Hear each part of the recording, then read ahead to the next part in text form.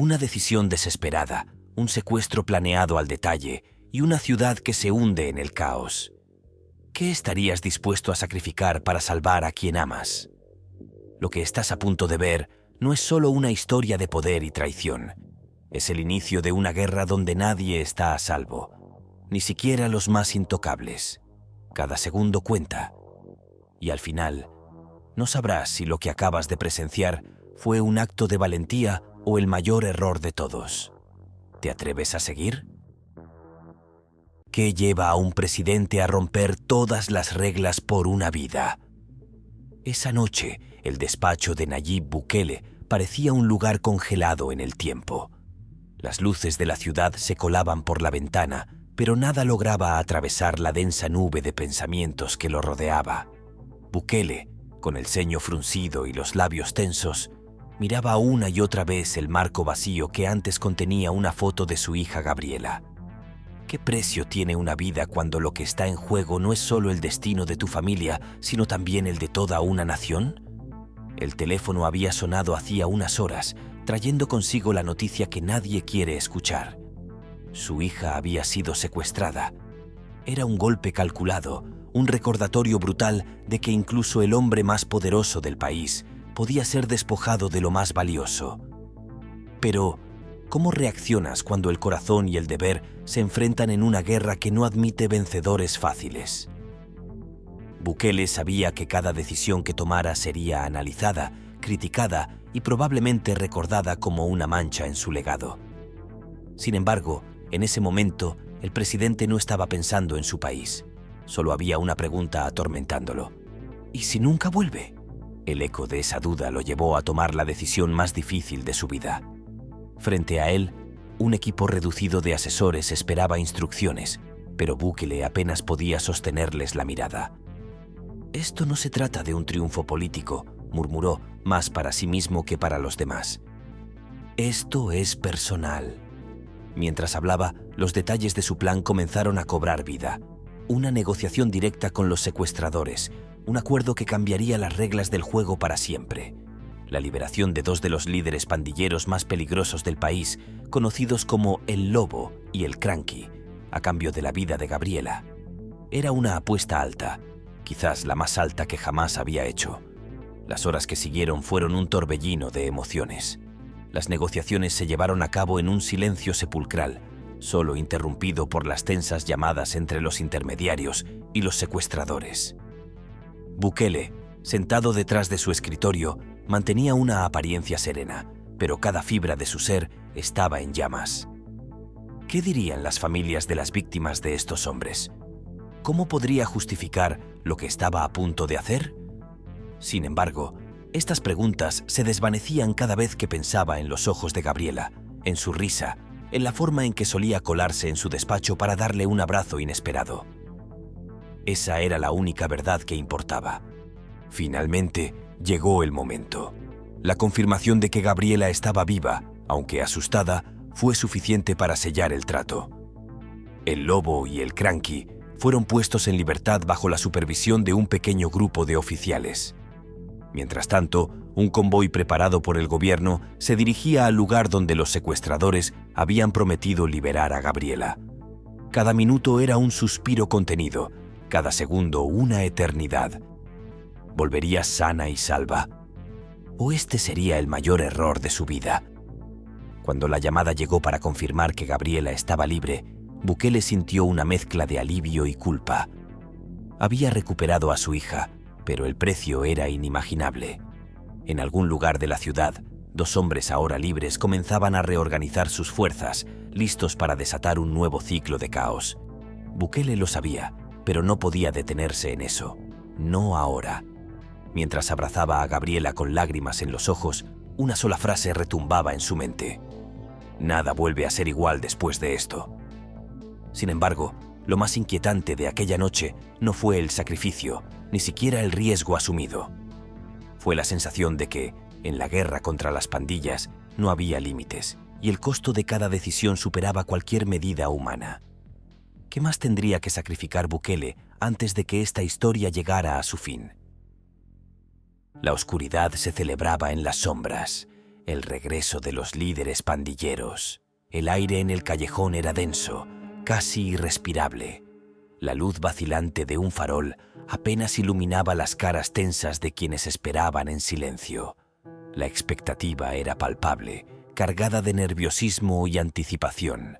De repente, la espera terminó. El lobo y el cranky emergieron de las sombras, avanzando con paso firme. Habían pasado años tras las rejas, pero sus movimientos no mostraban señales de debilidad. Parecían más seguros, más calculadores, como si el encierro hubiera afinado aún más sus instintos. Un estallido de vítores rompió el silencio. Los seguidores, reunidos para recibir a sus líderes, expresaron su lealtad con una intensidad casi eléctrica. «Esto no es el fin, esto es el principio», declaró el lobo, con una sonrisa que era más una advertencia que una expresión de alegría. El cranky añadió con tono frío: «Es hora de reclamar lo que es nuestro». Sus palabras resonaron con fuerza, encendiendo la chispa de determinación en quienes los rodeaban. Este no era solo un regreso, era el renacimiento de un imperio construido en las sombras. A pocos kilómetros, en el despacho presidencial, Nayib Bukele trabajaba intensamente, trazando planes para cerrar las rutas de escape de las pandillas. Lo que no sabía era que sus enemigos ya estaban 2 pasos adelante. Mientras Bukele intentaba anticiparse, el lobo y el cranky delineaban estrategias con precisión quirúrgica. «No hay margen para errores», dijo el cranky a sus hombres. «Somos los cazadores y ellos son nuestra presa». Sus palabras, cargadas de firmeza, dejaron claro que no jugarían a la defensiva. El objetivo era simple: consolidar su poder y enviar un mensaje claro al gobierno. La reunión continuó hasta entrada la noche. Cada hombre recibió instrucciones precisas: abrir nuevas rutas, reforzar refugios y asegurarse de que las comunidades leales tuvieran apoyo. Cada acción estaba diseñada para maximizar su influencia y minimizar riesgos. Antes de desaparecer en la oscuridad, el lobo habló con calma. «Esto no es solo una lucha, es nuestra herencia, y nadie podrá arrebatárnosla». La noche había comenzado, pero lo que se gestaba en las sombras era solo el inicio. En las tinieblas, las reglas no estaban escritas, se creaban. ¿Quién tiene realmente el control?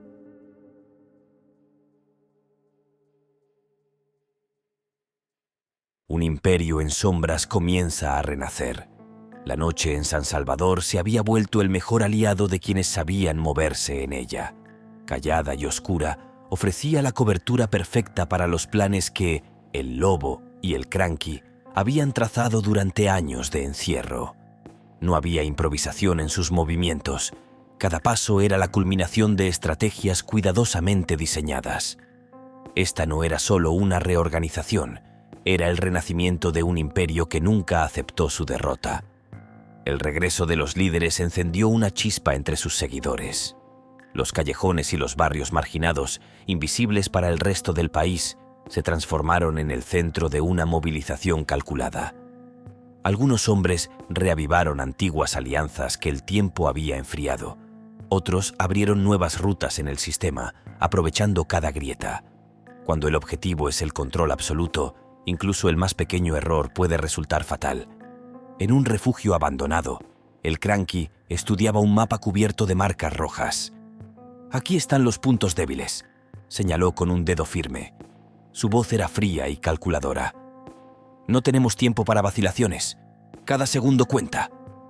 Sus hombres asintieron en silencio, conscientes de que sus órdenes no eran sugerencias, sino reglas de supervivencia. Mientras tanto, el lobo recorría otro punto de la ciudad, inspirando a sus seguidores con palabras que encendían su fervor. «Nos quisieron enterrar, pero olvidaron que somos semillas», proclamó con un tono que no dejaba lugar a dudas. «Es hora de crecer más fuertes que nunca». Mientras tanto, las fuerzas de seguridad trabajaban contrarreloj. Bukele había ordenado cerrar cada ruta y sofocar cualquier intento de reorganización. Pero las pandillas parecían siempre un paso adelante. Por cada puerta que lograban cerrar, surgían 2 nuevas rutas en otro lugar. ¿Cómo derrotas a un enemigo que parece anticipar cada movimiento antes de que ocurra? Los barrios más pobres empezaron a sentir el peso de este conflicto. Las pandillas no solo regresaron con violencia, sino también con estrategias que desafiaban al gobierno.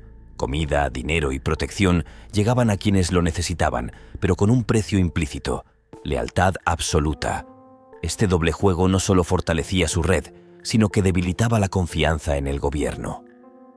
Mientras el amanecer cubría San Salvador, algo quedaba claro: las pandillas no solo estaban de vuelta, sino que habían aprendido a jugar mejor sus cartas. ¿Está listo el gobierno para enfrentar esta nueva amenaza? El precio del control absoluto es más alto de lo que nadie puede pagar. El sol apenas despuntaba sobre San Salvador, pero la ciudad no había dormido. En cada calle, el eco de pasos apresurados y miradas desconfiadas revelaba un lugar atrapado en una batalla constante. Mientras los ciudadanos buscaban desesperadamente un rastro de normalidad, las fuerzas del gobierno y las pandillas continuaban enfrentándose en un juego sin reglas. Cada movimiento era una declaración de poder y una apuesta que nadie estaba dispuesto a perder. En un edificio gubernamental, el comisionado Díaz trazaba líneas en un mapa desgastado. Cada calle, cada esquina debe ser vigilada, ordenó, su voz cargada de urgencia. Sin embargo, el ambiente entre sus hombres era tenso. Sabían que enfrentaban a un enemigo que parecía estar siempre un paso adelante, anticipando cada movimiento del gobierno.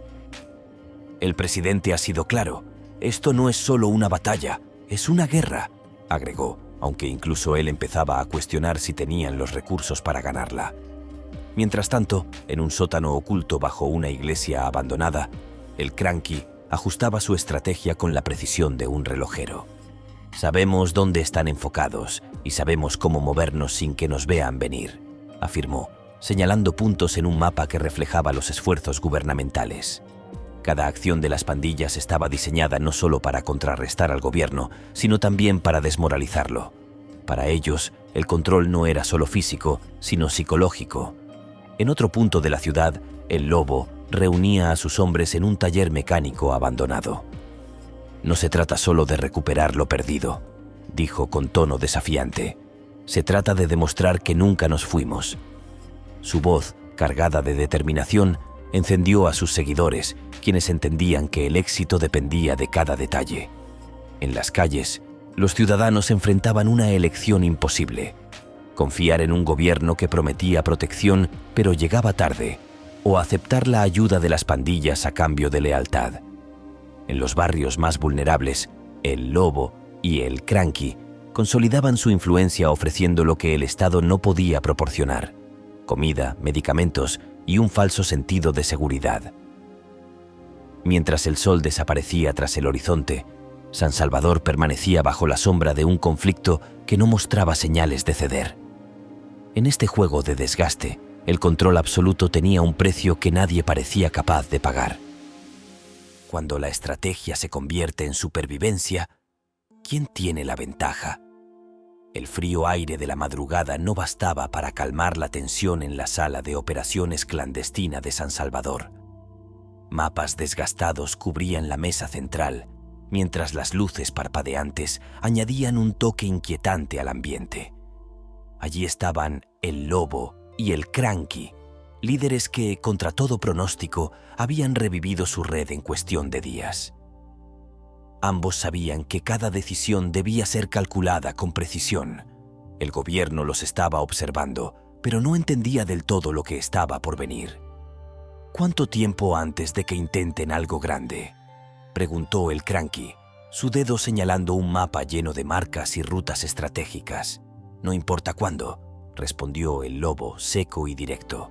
Estarán ocupados apagando los incendios que ya encendimos. El plan era claro: ataques simultáneos y bien coordinados que distrajeran al gobierno, mientras consolidaban su control en los barrios más vulnerables de la ciudad.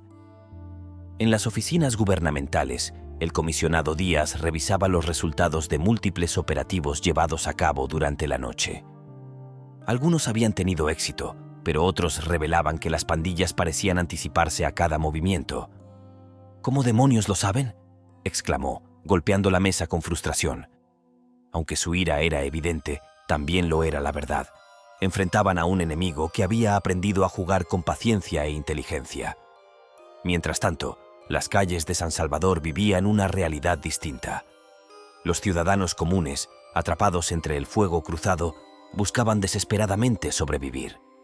En los barrios más afectados, las pandillas ofrecían ayuda que el gobierno no podía garantizar. «Ellos están aquí cuando los necesitamos», dijo una mujer mayor al recibir un saco de alimentos de los hombres de El Cranky.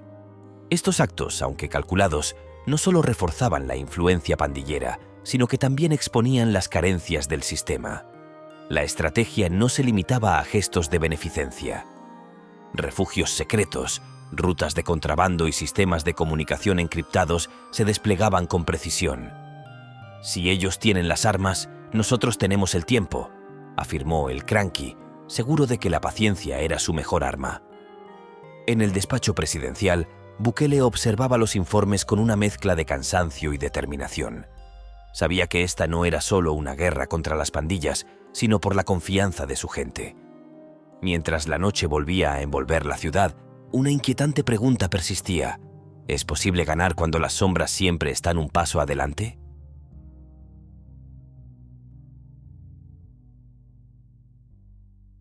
Una red que nunca se rompió, solo se ocultó. En un callejón oscuro donde los sonidos de la ciudad eran reemplazados por murmullos y pisadas cuidadosas, un grupo reducido de hombres esperaba en silencio.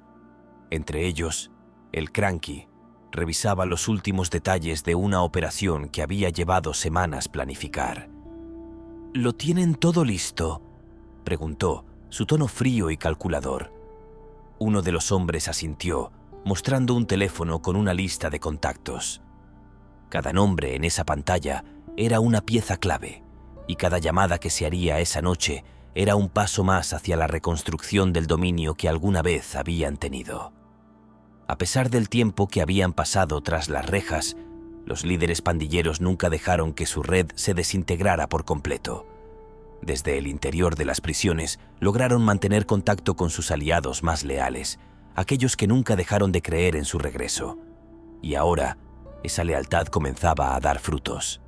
El lobo, mientras tanto, se encontraba en otro punto de la ciudad, supervisando el reabastecimiento de un refugio que serviría como base para futuros movimientos. Su rostro, iluminado tenuemente por la luz de una vela, reflejaba la seriedad de alguien que sabía que cada detalle importaba. Mientras tanto, las fuerzas del gobierno enfrentaban un problema cada vez más evidente. Su capacidad de respuesta parecía siempre insuficiente. En una sala de operaciones abarrotada de pantallas y mapas, el comisionado Díaz recibía informes que apenas ofrecían esperanza. «Tenemos información de al menos 3 refugios activos, pero cada vez que intentamos intervenir, ya no están ahí», dijo uno de los agentes frustrado.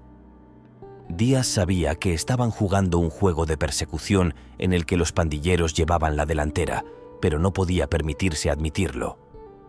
«Redoblen los esfuerzos», ordenó, su voz cargada de una determinación que comenzaba a sentirse forzada.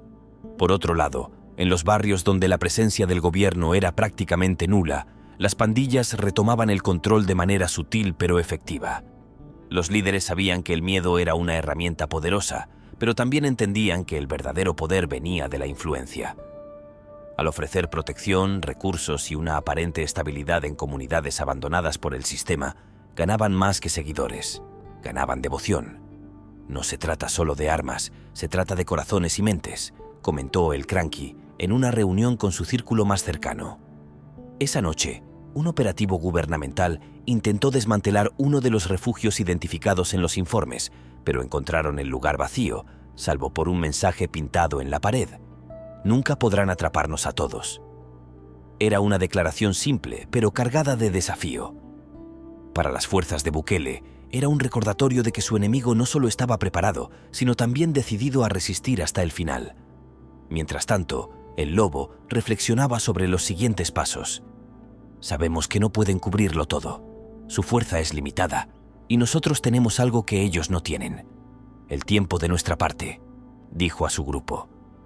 Las palabras, aunque simples, eran ciertas. Las pandillas habían aprendido a esperar, a moverse con paciencia y precisión, mientras que el gobierno estaba bajo la presión constante de mostrar resultados inmediatos. La red no se había roto, había estado dormida, esperando el momento adecuado para resurgir. Y ahora, bajo la dirección de El Lobo y el Cranky, estaba más activa que nunca. En las sombras, la maquinaria se ponía en marcha y cada engranaje funcionaba con una sincronización que parecía desafiar las probabilidades. ¿Podrá el gobierno desmantelar algo que nunca llegó a desaparecer del todo? El caos es un arma que pocos saben usar. La noche en San Salvador estaba impregnada de incertidumbre. Las calles parecían respirar un aire más pesado, como si la ciudad misma esperara el próximo golpe. Este no tardó en llegar. Mientras las patrullas policiales recorrían los barrios intentando mantener un orden frágil, el Lobo y el Cranky afinaban sus estrategias desde las sombras. Para ellos, el caos no era un problema, sino una herramienta, y sabían cómo usarla. «El caos es como el fuego», explicó el Cranky a sus hombres durante una reunión clandestina. «Si lo controlas, puedes quemar todo lo que tus enemigos valoran». Con esta filosofía, lanzaron una serie de ataques coordinados. Una estación de policía, un almacén gubernamental y un banco local fueron golpeados en rápida sucesión. Cada ataque estaba diseñado para sembrar confusión y forzar al gobierno a dividir sus recursos, debilitando su capacidad de respuesta. En el centro de operaciones gubernamental, el comisionado Díaz recibió los informes con frustración creciente. «¿Cómo saben exactamente dónde golpear?», exclamó, golpeando la mesa con el puño. Sabía que los recursos eran limitados y que cada ataque exitoso socavaba la moral de sus hombres, pero no podía permitirse mostrar debilidad. «Redoblen las patrullas. Quiero cada calle cubierta antes del amanecer», ordenó, consciente de que no sería suficiente. Mientras tanto, las pandillas no se detenían. En las comunidades afectadas por el caos, sus hombres aparecían con ofrecimientos de seguridad y apoyo. Comida, medicamentos y ayuda llegaban a quienes el gobierno no podía alcanzar. «El gobierno promete mucho, pero nunca está aquí cuando lo necesitas», dijo un residente mientras aceptaba ayuda de los pandilleros. Estos actos estratégicos no solo fortalecían su control, sino que también erosionaban la confianza en el gobierno. A pesar de los ataques, el gobierno reaccionó. Operativos sorpresa lograron capturar a un grupo de pandilleros y confiscar armas. La información obtenida reveló detalles clave de las operaciones de El Lobo y el Cranky. Sin embargo, incluso en la victoria, las preguntas persistían.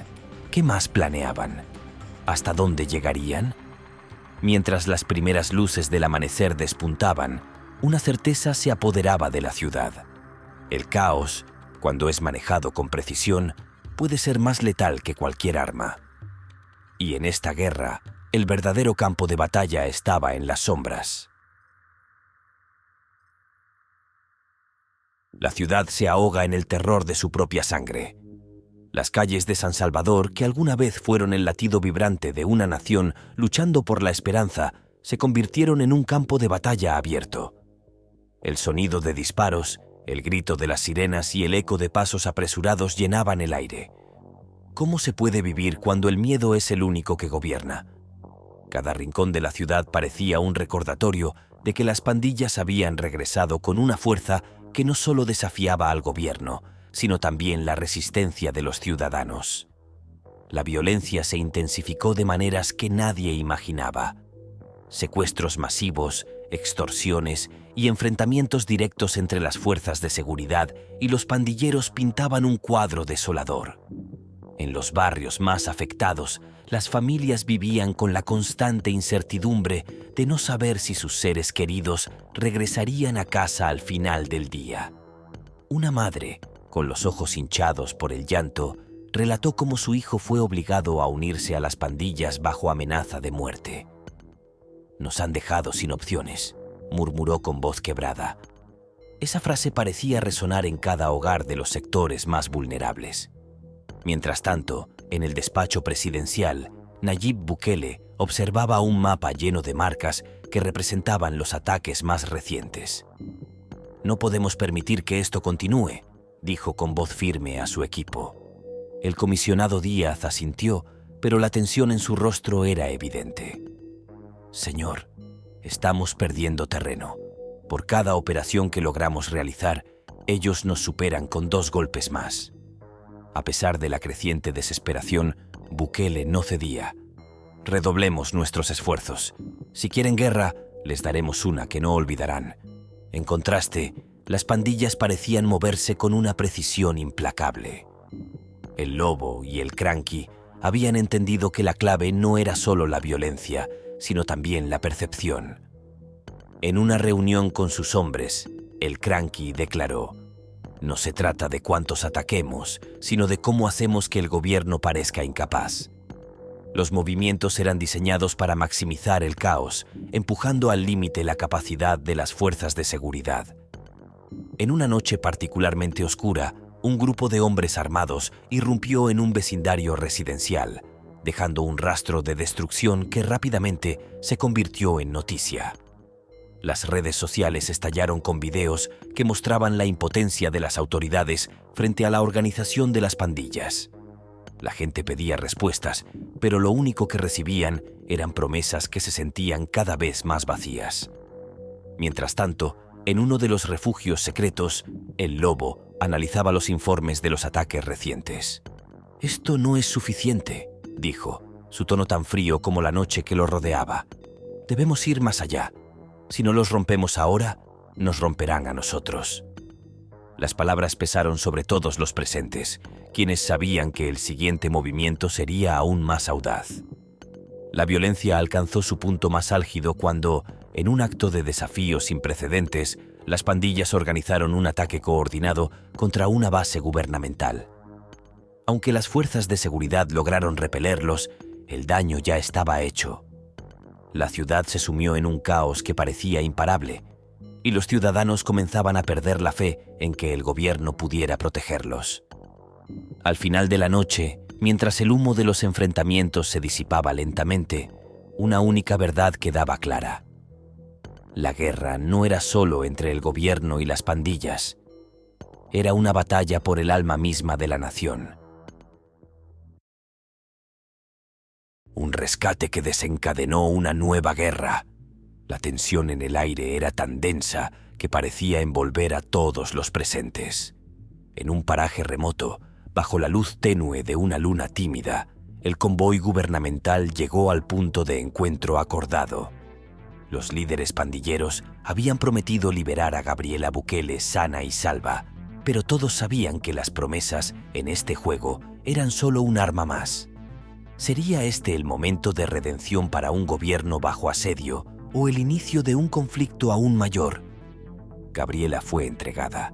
Su rostro mostraba una mezcla de miedo y alivio mientras cruzaba hacia el lado del convoy gubernamental. Sin embargo, los hombres de Bukele no habían llegado allí solo para recuperar a la joven. Mientras las pandillas celebraban lo que creían una negociación exitosa, la emboscada se activó. El terreno, cuidadosamente estudiado durante días, se convirtió en una trampa mortal. Las fuerzas especiales, escondidas en las sombras, atacaron con precisión quirúrgica. Los líderes pandilleros que habían acudido al intercambio cayeron en cuestión de minutos. A pesar de su preparación, la sorpresa fue demasiado para ellos.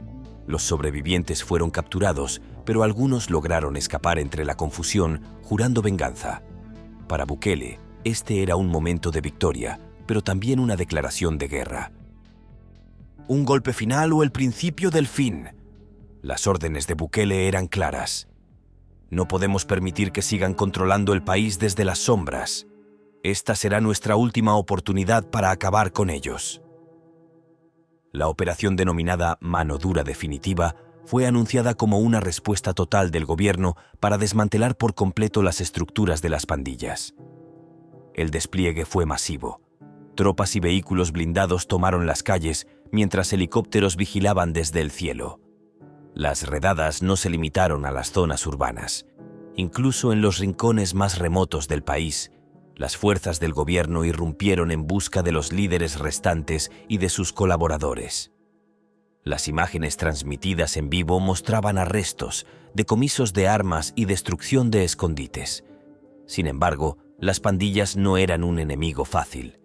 En los barrios más leales a sus líderes, las comunidades cerraron filas, dificultando las operaciones del gobierno.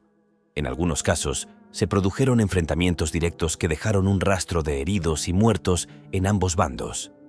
Para las pandillas, esta operación era una declaración de guerra total. «Si quieren destruirnos, tendrán que pagar el precio más alto», declaró uno de los líderes menores que había asumido el mando en ausencia de El Lobo y el Cranky. En respuesta, las pandillas intensificaron sus tácticas, utilizando el caos como una forma de demostrar que aún tenían poder. Bukele, en un discurso transmitido a nivel nacional, declaró: «Esta no es solo una lucha por la seguridad, es una lucha por el alma de nuestro país.